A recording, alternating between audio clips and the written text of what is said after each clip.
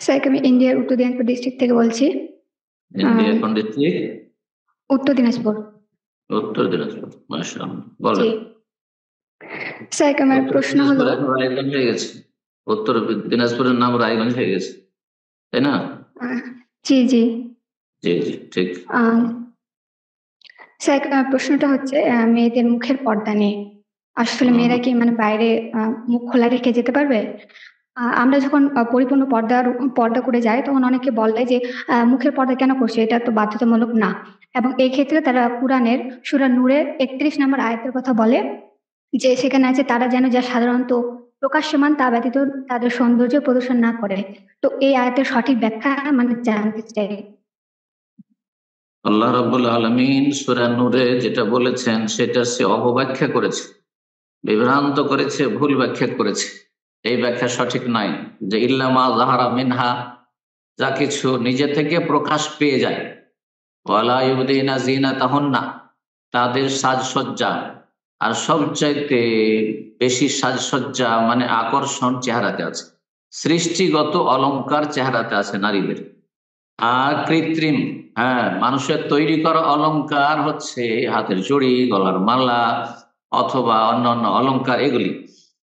তো আল্লাহ বলছেন ওয়ালা ইউবদিনা জিনাতাহুন্না, নারীরা যেন তাদের জিনত প্রকাশ না করে, ইল্লা মা যাহারা মিনহা, তবে যেটা নিজে থেকে প্রকাশ পেয়ে যায়। শাব্দিক অর্থ ফিল লাজিম, আমি শাব্দিক অর্থ এই জন্য করলাম, যারা আরবি গ্রামার প্রাথমিক স্তরে বুঝেন আশা করি আমার কথাটা বুঝবেন। আর এর ব্যাখ্যা হচ্ছে যে মা যাহারা মিনহা, নিজে থেকে প্রকাশ পায়, সেটা চেহারা নয়। চেহারা কখনো নিজে থেকে প্রকাশ পায় না, বরং চেহারা খুলতে হয়। মহিলা যদি চেহারা না খুলে নিজে থেকে প্রকাশ পাবে না। তাহলে এই আয়াতের তাফসীর কি সঠিক তাফসীর, খাঁটি তাফসীর, যার উপর আমল করবেন, সেটা হচ্ছে অনিচ্ছাকৃত যেটা খুলে। রাস্তায় চলছেন, হঠাৎ করে চেহারা অপর থেকে একটা ঝড়ো হাওয়া বাতাস আসলো আর নেকাব উড়ে গেল, খুলে গেল।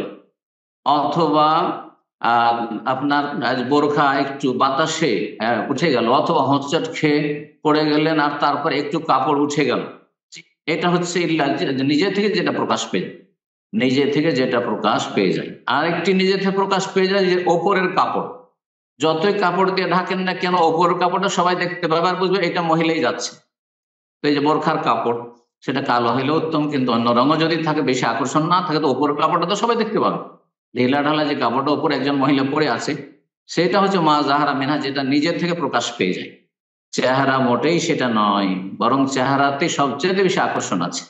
একজন মহিলার হাতের চুড়ি খোলা আছে আর চেহারা খোলা আছে, একজন যুবক বা একজন পরপুরুষ তার কোন দিকে তাকাবে? তার মুখের দিকে, চেহারার দিকে তাকাবে, না তার হাতে চুড়ি দেখবে? কখনো তার হাতে চুড়ি আগে দেখবে না, আগে দেখবে তার চেহারা যে দেখতে কেমন। বোঝা গেছে না আকর্ষণ আসলে এখানে? চার চোখে ফেতনা আছে, চুরিতে অত ফেতনা নেই। হ্যাঁ, যত ফেতনা চার চোখ একসাথে হইলে আছে। সুতরাং চেহারা খুলে চলাফেরা করা মোটেই জায়েজ নয়, নিষিদ্ধ। কোরআন দ্বারা প্রমাণিত এবং সাহাবিয়াতদের আমল দ্বারা প্রমাণিত। সূরা আহজাবে আল্লাহ বলছেন ইউদনিনা আলাইহিন্না মিন জালাবিবিহিন্না, হে নবী, তুমি তোমার বিবিদেরকে আর মুমিনদের বিবিদেরকে বলে দাও কি, যে ইউদনিনা আলাইহিন্না মিন জালাবিবিহিন্না, তারা যেন তাদের লম্বা চাদর মুখমণ্ডলের মাথা থেকে ঝুলিয়ে নেই, ঝুলিয়ে নেই, যাতে কি হবে, তাদেরকে কেউ কষ্ট দেবে, উত্ত্যক্ত করবে না। চেহারা ঢাকা মহিলাদেরকে সাধারণত কেউ উত্ত্যক্ত করার সাহস পাবে না।